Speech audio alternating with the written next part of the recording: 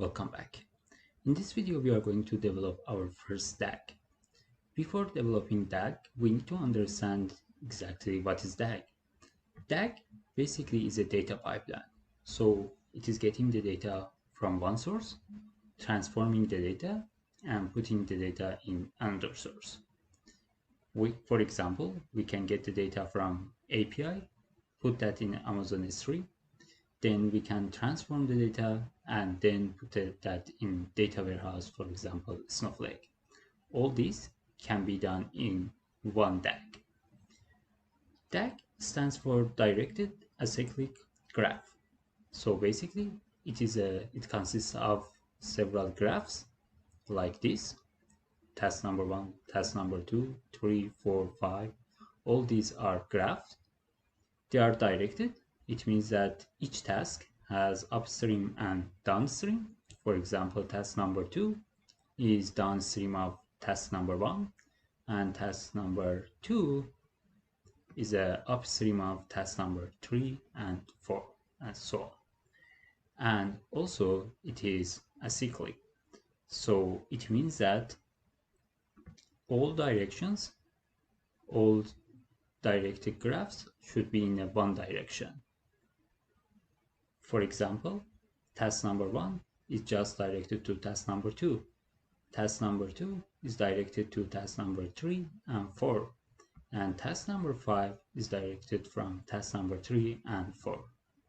But in case that we have cyclic graphs like this, which task number 1 is connected to task number 2, task number 2 is connected to task number 3, and task number 3 is back connected to task number 1. So we have circle here. So it means that this is not acyclic.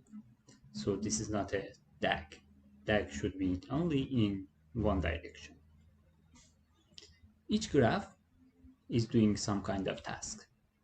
So in our previous example, task number 1 can get data through API.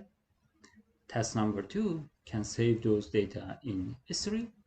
Task number 3 and 4 can do some kind of transformation. And task number 5 can put the data in data warehouse.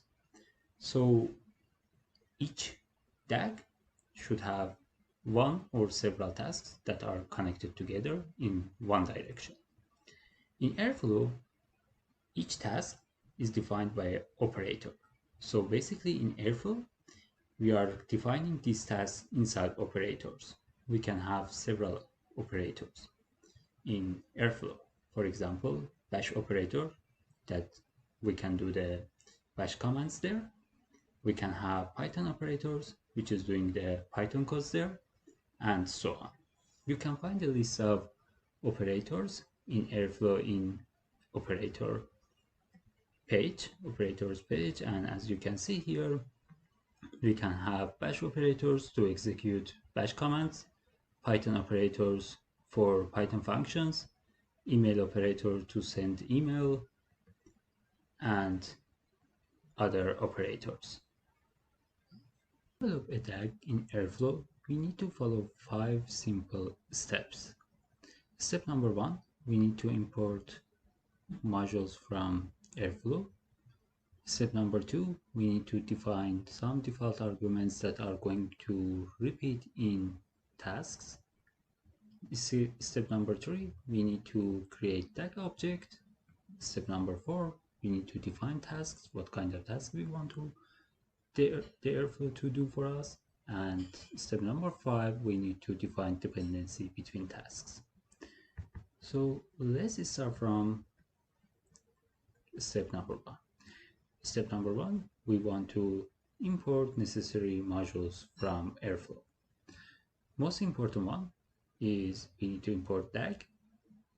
Then we need to import datetime for define start date of the DAG. We also want to import 3 operators: dummy operator, Python operator, and bash operator. So these are all necessary modules that we want to use in our first Airflow project. So let's copy this and open your VS Code. In VS Code, in the Airflow folder, you should have config, tags, and logs folder and plugins. So tags folder should be empty. You don't have any tag for now. So all tags should be in tags folder. So you can create new file and write it my first airflow tag.py. So basically we created a Python file, named it as my first airflow tag, and put it in the tags folder. Then we need to paste all these modules that we want to import from Airflow. Step number 1 is done. Step number 2, we need to define default arguments. So default arguments are the arguments that are going to repeat in all tasks or many tasks. So in order to avoid this repetitive job, we are defining some default arguments and we are passing these arguments for each task. So right now we are going to define two default arguments, owner and start date. For owner, this we are putting Airflow for now, and start date we are going to have it in 2023 10/12. So this is going to be start date for all tasks. You can also define many other default arguments. For example, here in Airflow example, you have many arguments, default arguments listed here. So right now we use Airflow, owner Airflow, and start date. But you can also use, for example, depends on past. So it means that if this tag depends on the past or not. Or you can give an email, and in case that these tasks fail, it's going to send an email to this email. And also you can say that if you want to retry that or not, and how many retries you want to run. So all these can be put inside default arguments. But for our example, we are going to just use two default arguments, one owner and one start date. So let's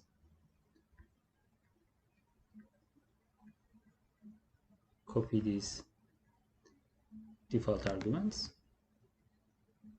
and paste it in our Airflow or Python file. Now let's move to step number 3, which is defining a DAG object. How we can define the DAG object? So basically you already imported DAG from Airflow.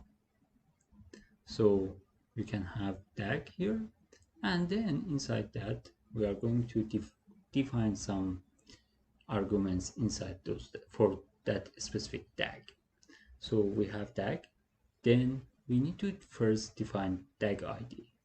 So this DAG ID is the name of our DAG or our pipeline name, what you want to put the name in your DAG. So it's the first tutorial DAG is the name of our DAG, and this name is going to show in Airflow UI, which we are going to see it in a few minutes. Then we are passing default arguments that we already defined here, and then we are saying what is the schedule interval. So right now we are putting none, so it means that we don't want this DAG to be run automatically, so we want to trigger it manually. But you can put any schedule intervals that you want here. So if you go to scheduling and triggers in Airflow, you will see that there are many options for schedule interval. None is the option that we use, so it means that don't we don't want any schedule and we are going to trigger that manually. Or you can have once, hourly, daily, weekly, monthly, yearly, or any specific time that you want. You can define it here in the schedule interval. For simplicity, we are going to put that as none. And the last thing that we have here in our DAG object is catch-up. We are putting catch-up as false. What is catch-up? So our airflow, we said that our DAG starts from this start date. So this is starting from October 12th. So if we put it true and put the interval, schedule interval as a daily, it means that it's going to run every single day starting from this date till today. So I'm repeating. If we have catch up as true and put schedule interval as, for example, daily, it's going to start from this specific date that we are defined as a start date, and it's going to run every single day till today. So basically it is running all historical data. But when we are putting it false, it means that we don't want that historical data and just start from today and run the DAG, for example, daily if we define it daily, hourly if we define that hourly. So this is all about this DAG object. Let's copy that and paste it in our code. Now let's move to step number 4. Step number 4 is creating tasks. So here in step number 4, we are defining what kind of tasks we want Airflow to do for us. So it can be Python function, it can be bash commands, it can be connecting to, for example, S3 bucket or any other task. So here we are going to check dummy operator. So dummy operator is not going to do anything. So it's just going to create a graph for us without doing any specific job. So we are naming this dummy operator task as start. So it's going to create a graph and it's going to name that as start. And then we are passing DAG object that we already defined here in dummy operator. So let's paste it here. So right now we repeated 4 steps and we defined one task. Technically this is complete Airflow file. So but this file only has one task, so there is no dependency between tasks, so this is complete if we only have one single task. So you can right now, after this step, you can check the result of this code in Airflow. So if you go to Airflow and refresh that, then you can find the name of your DAG here in DAGs. So we have name of our DAG is first tutorial DAG. So you can see here, and you can unpause here. So let's unpause this one and then click to the DAG. So you can see that schedule is none here. So we don't have any schedule. It is going to do just one task, and that task is an empty operator. So we define the dummy operator. Our task ID is a first tutorial DAG, and it is located here, and other information related to our DAG. So let's run this DAG. So you can trigger DAG manually, and it is going to run DAG. As you can see here, our DAG took just 1 second to run, because it's just dummy operator, and it is green, so green means success. So we successfully run our DAG, so you can check it here. We have one dummy operator, we name that as a start, and we have it here. Let's back to our code and let's go for this one. We are going to define another dummy operator and name it as end. Let's copy this one, paste it in a code. Now, because we will define two tasks, so we need to define dependency between tasks. So we need to define which task should be start and which task should be the next one. So we can define like here, start is going to run before end. So if you save it here and back to Airflow, we are going to notice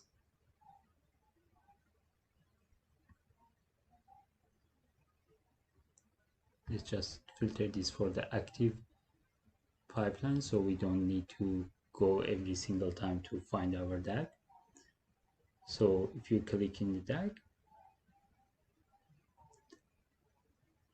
graphs,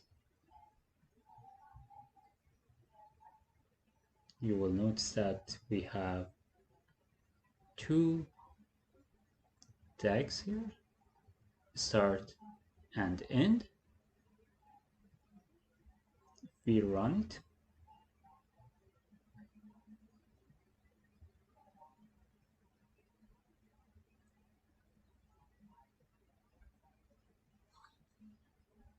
This time it took 2 seconds because we have two dummy operators, and start and end, the name of our dummy operator's ID, and then we define that it's going to start will be upstream of end operator, which is going to be in this direction.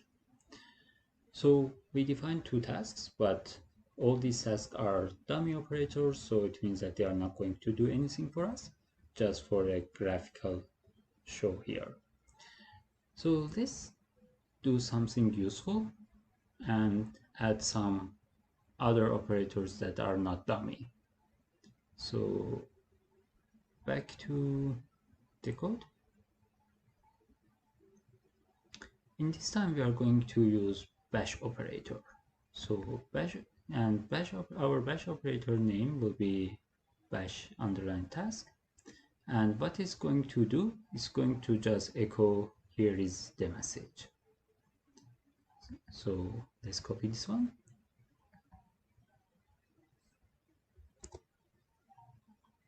back to our code. Right now we define three tasks, one start, one end, and one bash operator. So we need to define what will be the dependency of this bash operator. So I want to put this bash operator between start and end, like this. Now you can save the file, go to the Airflow, then go to DAGs. This is our DAG. You can run it.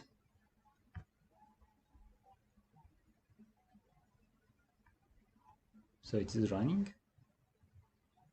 As soon as it runs successfully, it's going to turn to dark green, and if it fails, it's going to be red. So you can check it here in detail.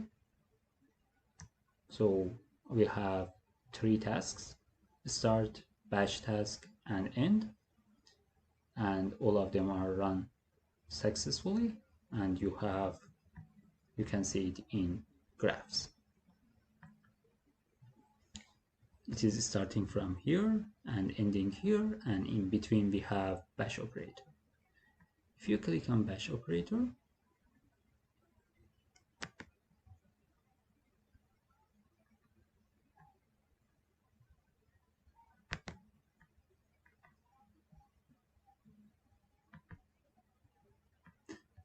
you can see the detail graphs, and you can see code here, the code that we are using for this airflow. And if you click on the bash task here or here, doesn't matter, you are going to see logs here.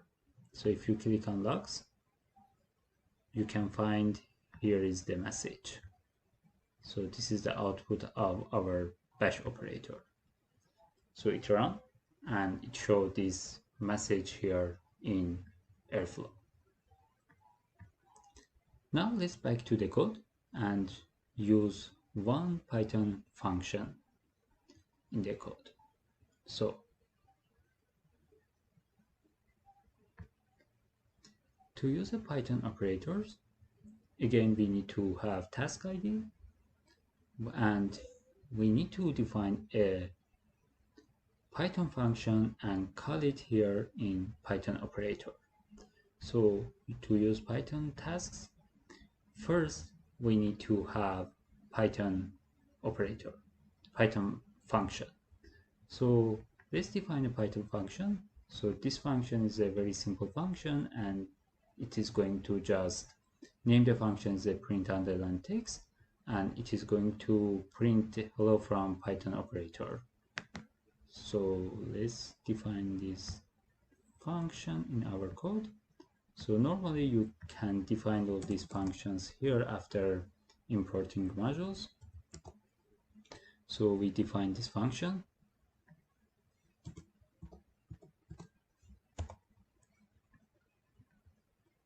Now we come back to Python operator.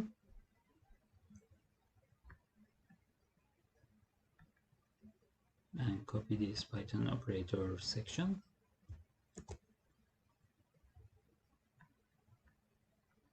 And I'm going to put this here after bash operator here. So basically in Python operator, again, we have task ID. So this is the ID for that idea for the task, specific task, and Python callable. We need to write Python function name that we defined here. So we are basically calling this function, and also we need to pass DAG equals to DAG as a DAG objective. Now we need to define dependencies. So I'm going to put this after bash operator and before end. So it will be something like this. So right now we have 4 tasks, start and end as a dummy operators, and bash task and Python task, and the dependencies is going to start from start and going to end, and in between we have bash task and Python task.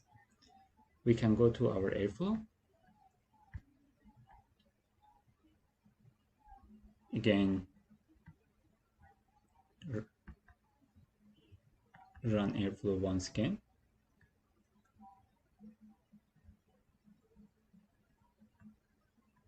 And wait for it to finish, and right now it's running, so it's going to finish in a few seconds. You can also check the status of this pipeline here, and all these tasks, 4 tasks are run successfully. So you can check it in graph. As you can see here, we have start as a empty operator or dummy operator, bash task as a bash operator, Python task as a Python operator, and end task as a dummy operator. And if you click on Python task here, you can find the logs, and here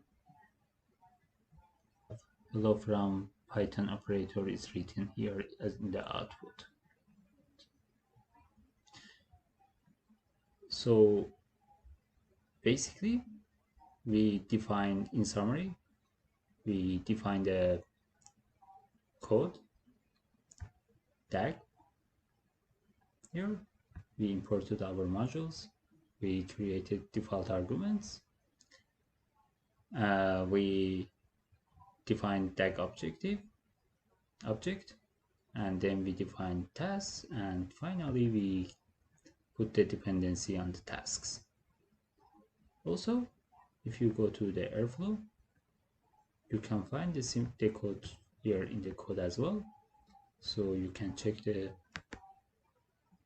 code here in codes.